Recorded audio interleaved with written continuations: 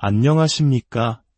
삶의 지혜와 깊은 통찰을 나누는 시간입니다.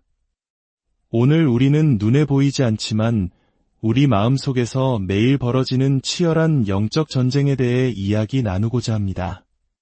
특히 우리를 무너뜨리려는 사탄의 가장 강력한 무기, 바로 참소 즉 고발의 본질을 파헤치고 그에 맞서 승리할 수 있는 절대적인 방어 전략을 함께 배우는 시간이 되기를 바랍니다. 혹시 최선을 다해 살아가는데도 마음 한구석에 늘 죄책감이 떠나지 않거나 이유 모를 불안과 우울감에 시달리고 계시지는 않습니까? 오늘 이 이야기가 여러분의 마음의 깊은 울림과 자유를 선사하기를 소망합니다. 본격적인 이야기에 앞서 오늘 이 말씀이 여러분에게 은혜가 되신다면 구독과 좋아요를 통해 이 귀한 복음이 더 많은 분들에게 전해질 수 있도록 동참해 주시길 부탁드립니다. 여러분의 작은 실천이 누군가에게는 절실한 희망의 빛이 될 수 있습니다. 주님의 이름으로 여러분 모두를 축복합니다. 예수님께서는 요한복음에서 이렇게 말씀하셨습니다. 도둑이 오는 것은 도둑질하고 죽이고 멸망시키려는 것뿐이요 내가 온 것은 양으로 생명을 얻게 하고 더 풍성히 얻게 하려는 것이라. 여기서 도둑은 바로 사탄을 의미합니다. 그의 목적은 명확합니다. 우리의 삶에서 기쁨과 평안, 건강과 풍요로움을 훔치고 우리의 영혼을 죽이며 결국 우리를 파멸로 이끄는 것입니다. 그렇다면 사탄은 이 무서운 목표를 어떻게 이룰까요? 오늘 우리는 그의 가장 핵심적인 전술, 그의 주된 공격 방식에 대해 깊이 알아보고자 합니다. 성경은 우리가 그의 계략에 대해 무지해서는 안 된다고 경고합니다. 우리가 적의 전략을 알 때 비로소 우리는 그 공격을 인지하고 효과적으로 피하며 방어할 수 있기 때문입니다. 사탄의 별명은 참소하는 자, 즉 고발자입니다. 그런데 한번 생각해 보십시오. 단순히 누군가를 비난하고 고발하는 것이 그렇게 큰 위력을 가질 수 있을까요? 그저 기분만 나쁘게 하는 것 아닐까요? 우리는 사탄의 고발, 그 이면에 숨겨진 무서운 파괴력을 제대로 이해해야 합니다. 사탄의 고발은 단순히 우리의 기분을 상하게 하는데 그치지 않습니다. 그 고발의 뒤에는 보이지 않는 형벌과 선고가 따라옵니다. 물론 이 형벌은 하나님으로부터 오는 것이 아닙니다. 우리가 사탄의 고발을 받아들이는 순간 우리 스스로가 그 형벌을 자신의 삶에 허용하게 되는 것입니다. 사탄은 결코 어리석지 않습니다. 그는 터무니없는 거짓말로 우리를 고발하지 않습니다. 오히려 그는 교묘한 속임수의 대가입니다. 그의 고발 속에는 수많은 진실이 섞여 있습니다. 우리가 실제로 저질렀던 잘못, 우리가 완벽하게 해내지 못했던 일들, 우리의 연약함과 실수를 정확히 끄집어내어 우리를 공격합니다. 명백한 거짓말은 우리가 쉽게 분별할 수 있다는 것을 알기 때문입니다. 그는 우리에게 와서 속삭입니다. 내가 그때 그런 잘못을 저질렀지 않느냐? 너는 역시 부족한 사람이야. 내가 그런 죄를 짓고도 하나님의 자녀라고 할 수 있느냐? 이런 고발의 목소리를 들을 때 우리는 죄책감을 느끼고 수치심에 빠져들며 깊은 우울감과 불안에 휩싸이게 됩니다. 바로 이 순간이 중요합니다. 우리가 그 죄책감과 수치심을 받아들이는 것, 그것이 바로 무의식적으로 사탄의 고발에 동의하는 행위입니다. 우리가 그의 고발을 수용하는 순간 우리는 영적인 세계에서 이렇게 선언하는 것과 같습니다. 예수님, 당신이 십자가에서 하신 일은 충분하지 않았습니다. 아직 끝나지 않았습니다. 하나님, 당신은 예수님의 희생에 만족하지 않으시는군요. 그리고 사탄, 당신의 말이 맞습니다. 나는 죄인이고 벌받아 마땅합니다.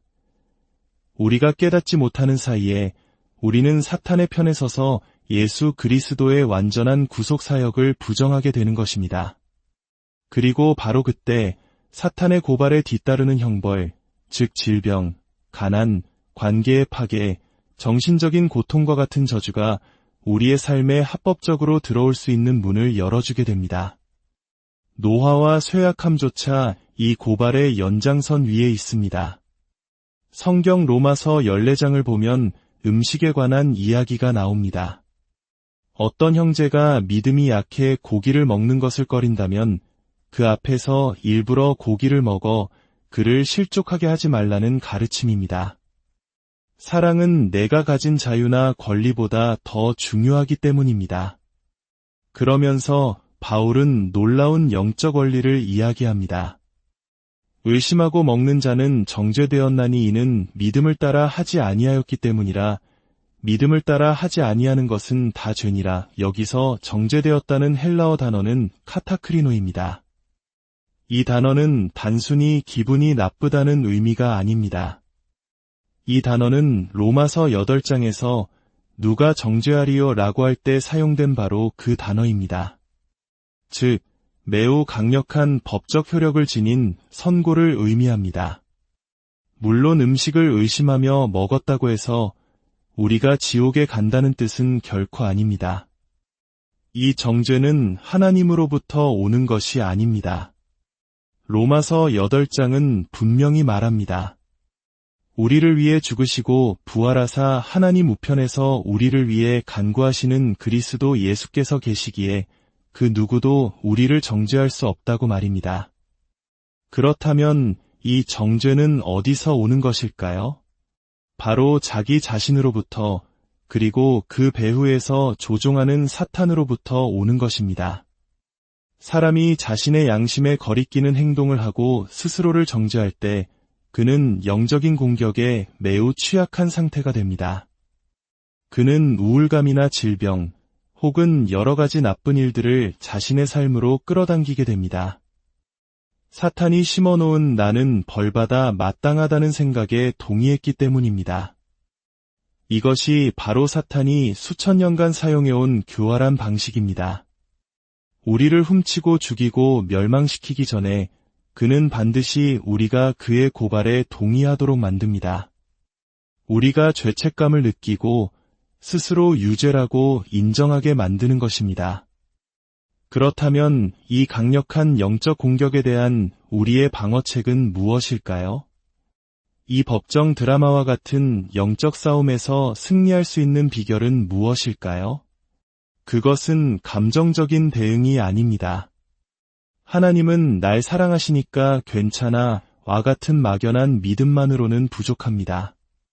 사탄은 법적인 언어로 우리를 고발하기에 우리 또한 분명하고 합법적인 답변으로 맞서야 합니다. 그 유일하고도 완벽한 대답은 바로 복음 안에 있습니다. 그것은 바로 나는 그리스도 예수 안에서 하나님의 의입니다. 라고 선포하는 것입니다. 이것은 단순히 긍정적인 자기 암시가 아닙니다. 이것은 우주에서 가장 강력한 법적인 선언입니다. 마르틴 루터는 위대한 진리를 거룩한 교환이라고 표현했습니다. 예수님, 당신은 나의 죄가 되셨고 나는 당신의 의가 되었습니다. 이 얼마나 놀라운 선언입니까? 십자가 위에서 상상할 수 없는 교환이 일어났습니다. 죄가 없으신 예수님께서 우리의 모든 죄와 수치, 저주를 짊어지시고 우리의 자리에 서셨습니다. 그리고 그 대가로 우리는 예수님의 완전한 의로움과 거룩함을 선물로 받았습니다. 이제 하나님께서 우리를 보실 때 우리의 실수와 허물을 보시는 것이 아니라 당신의 아들 예수 그리스도의 완벽한 의를 보시는 것입니다. 그러므로 우리가 나는 하나님의 의입니다 라고 선포할 때 우리는 이렇게 말하는 것입니다. 하나님, 당신은 예수님께서 십자가에서 이루신 일을 완전히 만족하셨습니다. 예수님의 보혈은 나의 모든 죄값을 완벽하게 치렀고 하나님의 모든 공의로운 요구를 충족시켰습니다. 사탄아, 너의 고발은 이제 효력을 잃었다. 나는 더 이상 정죄 아래 있지 않다. 나는 의롭다 칭함받았다. 요한계시록 12장을 보면 예수님께서 십자가에서 죽으시고 부활하셨을 때 하늘에서 일어난 놀라운 사건이 기록되어 있습니다. 이제 우리 하나님의 구원과 능력과 나라와 또 그의 그리스도의 권세가 나타났으니 우리 형제들을 참소하던 자 곧 우리 하나님 앞에서 밤낮 참소하던 자가 쫓겨났고 또 우리 형제들이 어린 양의 피와 자기들이 증언하는 말씀으로써 그를 이겼으니 그렇습니다. 밤낮으로 하나님 앞에서 우리를 고발하던 사탄은 이제 그 자리에서 쫓겨났습니다. 무엇으로요? 바로 어린 양의 피, 예수 그리스도의 보혈로 말입니다. 예수님의 피는 사탄이 우리를 고발하던 하늘의 그 자리를 정결하게 했고 이제 사탄은 더 이상 하나님 앞에서 우리를 고발할 법적인 권리를 상실했습니다. 그가 더 이상 하늘 법정에서 우리를 고발할 수 없게 되자 이제 그는 우리의 마음속 법정으로 내려와 우리를 직접 고발하기 시작한 것입니다. 그러므로 사탄이 당신의 마음에 고발의 화살을 쏘아댈 때 그의 말에 귀 기울이며 변명하거나 좌절하지 마십시오. 그저 담대하게 예수님의 보혈을 의지하십시오. 예수님의 피가 나의 모든 죄를 씻었고 나에게 모든 좋은 것을 누릴 권리를 주셨음을 선포하십시오. 당신의 자녀와 가정, 당신의 사업과 건강을 예수님의 보혈로 덮으십시오. 피에는 능력이 있습니다. 피에는 목소리가 있습니다. 예수님의 피는 우리를 위해 용서와 치유, 축복을 외치고 있습니다. 베드로전서 5장은 말합니다. 너희 대적 마귀가 우는 사자같이 두루다니며 삼킬 자를 찾나니 너희는 믿음을 굳건하게 하여 그를 대적하라. 여기서 대적하라는 헬라어 단어는 안티히스테미입니다. 우리가 알레르기 약으로 먹는 항히스타민제가 바로 이 단어에서 유래했습니다. 참으로 흥미롭지 않습니까? 사탄의 고발이라는 영적 알레르기 반응이 일어날 때 우리에게는 영적인 항히스타민제가 필요합니다. 그것이 바로 믿음을 굳건하게 하는 것입니다. 믿음을 굳건히 한다는 것은 무엇일까요? 바로 나는 그리스도 안에서 하나님의 의입니다. 라는 나의 정체성 위에 굳게 서는 것입니다. 밤에 잠을 자다가 악몽을 꾸거나 나쁜 생각에 시달릴 때에도 속으로 선포하십시오. 나는 하나님의 의다. 당신이 이렇게 선포하는 순간 놀라운 일이 벌어집니다. 고대 법정에서는 누군가를 거짓으로 고발한 자는 그가 고발한 사람이 받아야 할 형벌을 대신 받게 되어 있었습니다. 당신이 나는 하나님의 의입니다. 라고 당신의 무죄를 선포하는 순간 당신을 향했던 사탄의 모든 고발은 거짓임이 드러나고 그 고발에 담겨있던 저주와 형벌은 모두 사탄 자신에게로 되돌아갑니다. 그는 의로운 자를 고발한 죄로 인해 자신이 정죄를 받게 되는 것입니다. 이것이 그가 의인의 선포 앞에서 도망칠 수밖에 없는 이유입니다. 사랑하는 여러분, 더 이상 죄책감과 정죄감 속에서 살아가지 마십시오. 그것은 당신의 몫이 아닙니다. 당신이 실수하고 넘어졌을 때 사탄은 그것을 이용해 당신을 파멸시키려 하지만 하나님은 바로 그 순간에도 당신을 나의 의로운 자녀라고 부르십니다. 당신을 향해 날아오는 모든 비난과 정죄의 혀를 당신 스스로 예수 이름으로 꾸짖으십시오.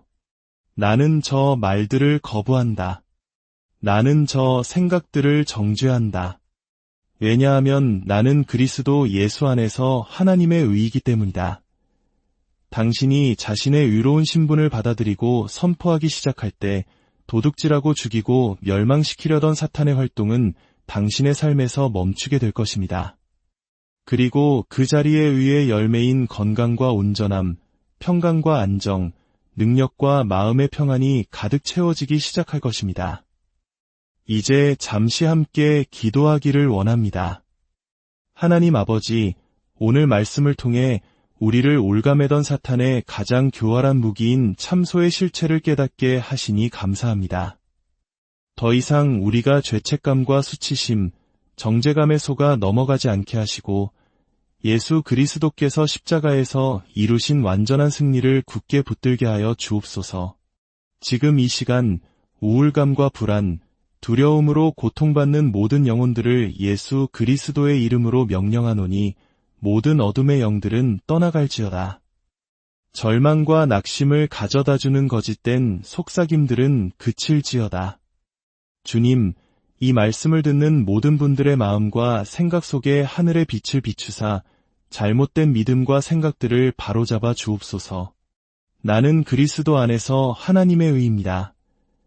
라는 진리가 우리의 머리에서 가슴으로 내려와 우리의 삶을 변화시키는 능력이 되게 하옵소서.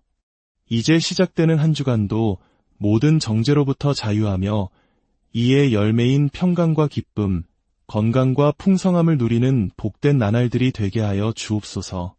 우리를 의롭다 하신 주 예수 그리스도의 이름으로 기도드립니다.